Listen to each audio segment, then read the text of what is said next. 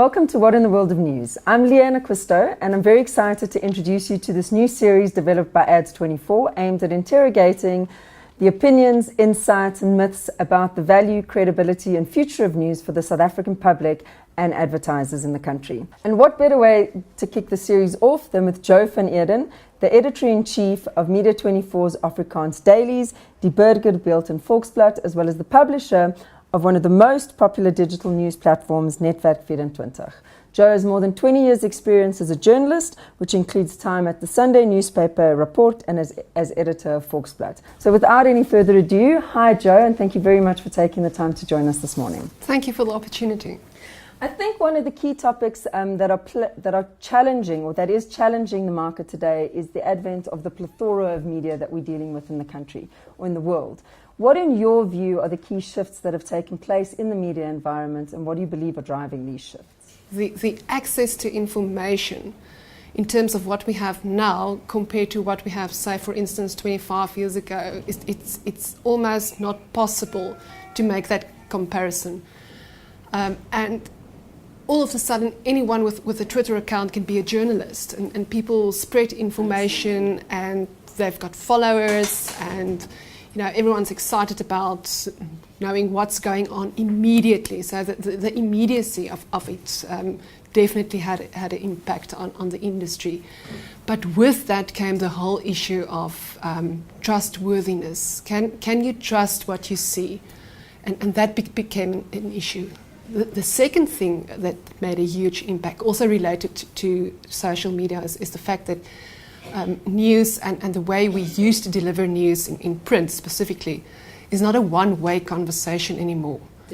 People talk back, they give feedback immediately. They because of the access to information, they ask critical questions and they keep you accountable. And that whole shift in power is having a huge impact on the industry. What do you think this means for newspapers? I mean, are newspapers still relevant? Is this a term we should still be using? Where do you see it going in the future? I think newspapers is really relevant within this specific time frame, and it's a difficult time frame because we're in a transition. But newspapers are becoming more and more important in the sense that people almost go back to the trusted brand. Overseas with the whole Trump election issue, and the creation of the word fake news within that campaign. Washington Post and New York Times both are showing an increase in subscriptions. People go back to the trusted brand, that they need to get information from someone they can trust. And also the fact that the newspaper has been curated specifically for a specific market becomes very important. So once again, going back to the impact of social media, if you look at all the messages that we receive every day, somewhere within that almost overload of information, there's a deep, deep need to understand what is happening now and how is it going to impact me. And I think in that context, newspapers got a specific role to give people a very specific curated product, helping them to understand what is happening. So do you believe all of this has driven the importance of where the news comes from for society? Because obviously you've got access, it's always on, anyone has an opinion.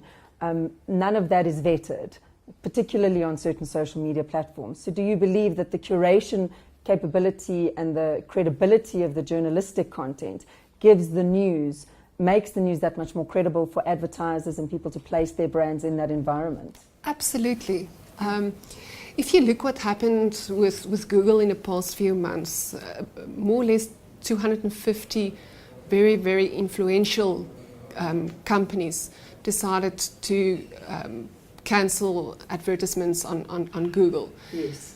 And it's specifically also linked to Google being the owner of YouTube. So to go through a process and advertise online without having the control of where your advertisement will be linked to or displayed or in what context is a bit of a risk. And that risk is becoming more and more so critical in terms of, just for instance, one example, the use of social media by ISIS. Yes. To kind of, use Twitter as propaganda. That's becoming an issue. So 250 really important advertisers said, we are not going to advertise here because we want to control the context in which we advertise. Trying to understand specific target markets in the country, I'd like to talk about one that's closer to home for you, the Afrikaans market, because a lot of your publications, obviously, that is the target audience. And I do believe that there are a lot of myths about this market in South Africa.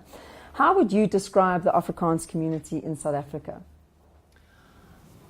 I think it's a very difficult question and a very easy question. And it's got the same answer. Whether you look at the difficult or the easy part. There's a huge perception that the Afrikaans market is just one shape.